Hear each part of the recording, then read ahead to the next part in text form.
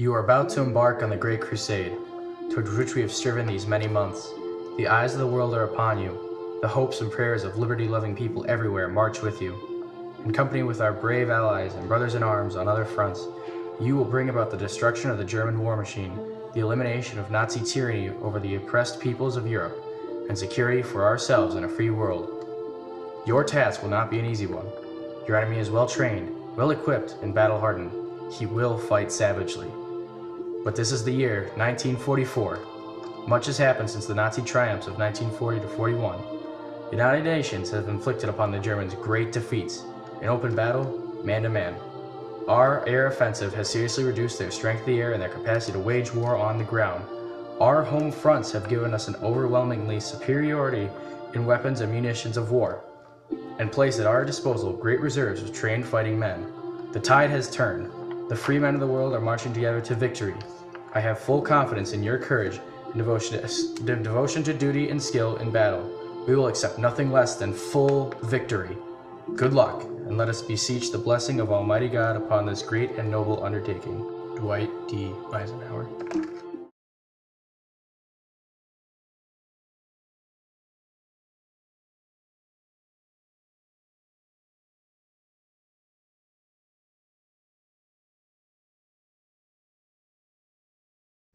Sergeant Frank Draper, Jr., A Company, 116th Infantry Regiment, 29th Division, born April 15, 1920, in Culpeper County, Virginia. Died June 6, 1944. 30 seconds! Captain John Miller, A Company, 116th Infantry Regiment, 29th Division, born October 4th, 1915, in Milwaukee, Wisconsin. Died June 6, 1944.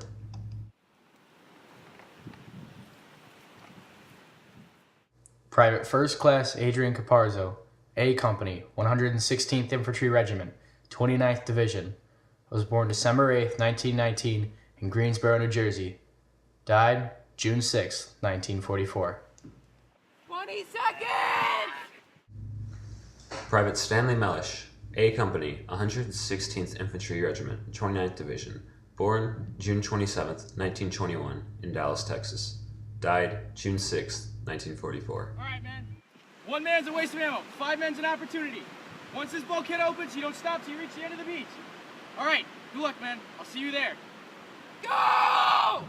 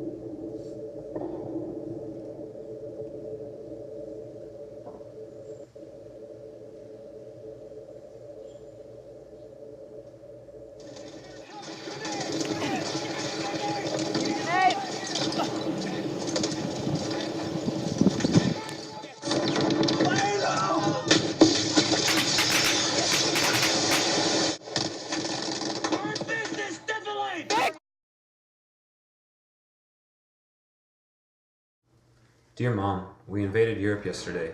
As we came down the ramp, we were in water about knee-high, and we started to do what we were trained to do, move forward, and then crouch and fire. One of the problems was that we didn't quite know what to fire at. I saw some tracers coming from a concrete emplacement, which looked to be mammoth. I never anticipated any gun emplacements being that big. I attempted to fire back at that, but I had no concept of what was going on behind me. There was not much to see in front of me except a few houses, and the water kept coming in so rapidly, and the fellows I was with were being hit and put out of action so quickly that it had become a struggle to stay on one's feet. I abandoned my equipment, which was very heavy. I floundered in the water and had my hand up in the air, trying to get my balance, when I was first shot. I was shot through the left hand, which broke a knuckle, and then through the palm of the hand. I felt nothing but a little sting at the time, but I was aware that I was shot.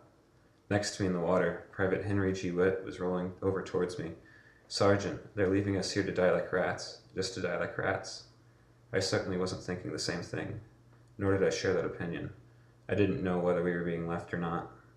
I made my way forward as best I could. My rifle jammed, so I picked up a carbine and got off a couple rounds. We were shooting at something that seemed inconsequential. There was no way I was going to knock out a German concrete emplacement with a .30 caliber rifle. I was hit again, once in the left thigh, which broke my hip bone, and a couple of times in my pack, and then my chin strap on my helmet was severed by a bullet. I worked my way up onto the beach and staggered up against a wall and collapsed there. The bodies of the other guys washed ashore, and I was the only live body amongst many of my friends who were dead, and in many cases blown to pieces. Private James Wade. Dear Patrick, we proceeded toward the beach, and many of the fellows got sick. The water was quite rough. It was a choppy ride in, and we received a lot of spray. Our boat was one of 6 of A Company in the first wave. When we got to the beach, or close to it, the obstacles erected by the Germans to prevent the landing were fully in view, as we told they would be, and which meant the tide was low. I was the rifle sergeant and followed Lieutenant Anderson off the boat, and we did what we could rather than what we had practiced doing for so many months in England. There was a rather wide expanse of the beach, and the Germans were not to be seen at all, but they were firing at us rapidly. Your loving brother, Sergeant Henry Stiller.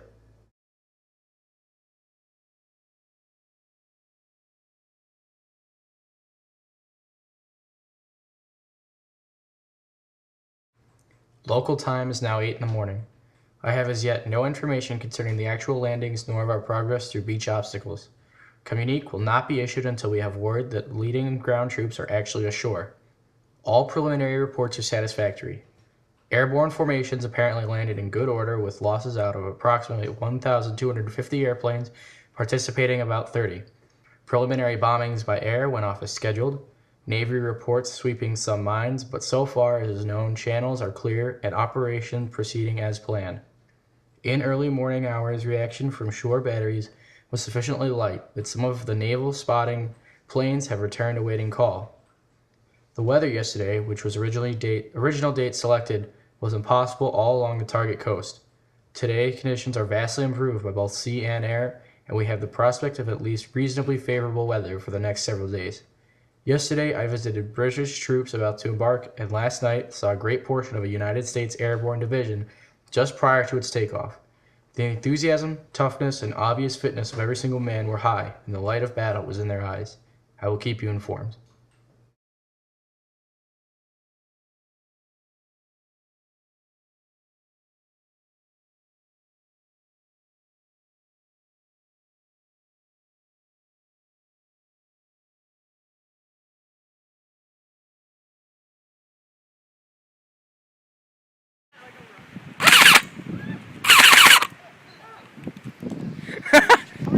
Yeah? Did I really?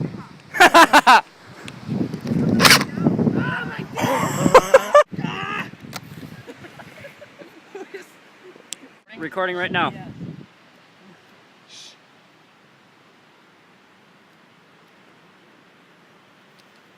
Incoming! Incoming! Oh. We got real shell shock!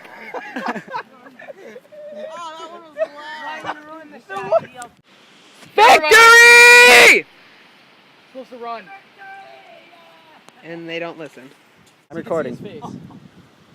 I'm recording. Tom, yell. Scream. Just be like, ah! Just try to do one long one. Just be like, loud? Yeah. Girlish? Yeah. No.